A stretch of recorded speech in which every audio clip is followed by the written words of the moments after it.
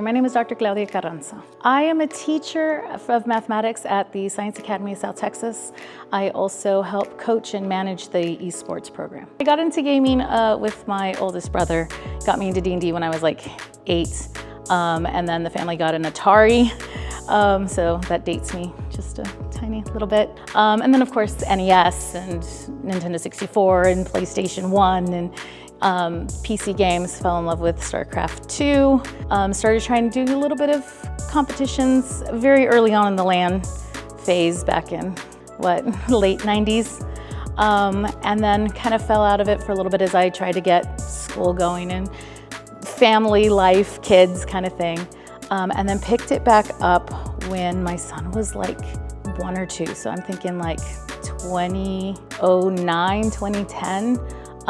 Picked up League of Legends, got with a competitive online group, started broadcasting for them, and was like, this is so much fun. Fast forward 10 years later, I'm looking at, finishing up my master's, looking at a doctoral program, and looking at one of my students in the classroom who just refuses to do anything.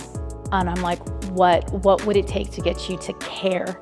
And he's like, well, I'm competitive and there's nothing here at the school for me to compete with. And I gave them the very typical teacher answer, well, there's basketball and soccer and football. And he was like, no, none of that interests me. I was like, okay, well, what?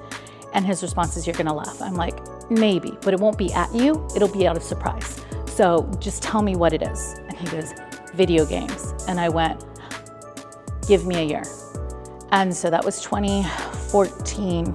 And I went into the doctoral program 2015 and was like, we need to get video games into the school. And I thought back to my esports and commentating and just all the education things that could come along with that, and sold my principal in 2015 on, we need to do a video game club and we need to start trying to compete in this. And 10 years later, I'm now at Science Academy with the #1 program in Texas. We're 6th in the nation. We've got first place teams in Splatoon and Mario Kart and Overwatch and like all these other titles. And it's a huge program, 6 coaches, 100-something plus kids. It means that if I had gotten it faster, I wouldn't have lost that one. That one kid from the beginning that started me on this journey dropped out 3 months later. He didn't give me the full year. I don't know if it was because he just got fed up with everything else, or he didn't have faith in me. He didn't think that I could do it or something, but that weighs on me as an educator, as a mentor.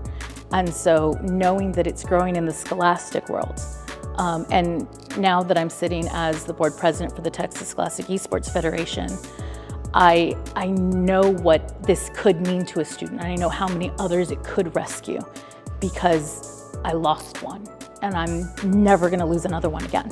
So it means that these students will continue their education, they'll have a future, and maybe their life track changes to something amazing.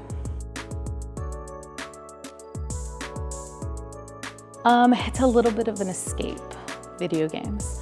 I get to sit down and play Final Fantasy XIV with my husband, and I get to run around and allow myself to get distracted by, ooh, what's that sparkly thing over there? I get to log into Minecraft with my son and have him teach me how to build these fantastical structures. It's going to Stardew Valley with my sisters and arguing over who's watering the crops that day.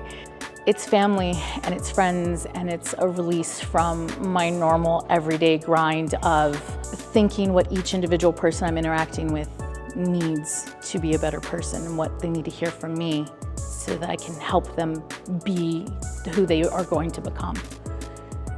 I get to just be me and rest.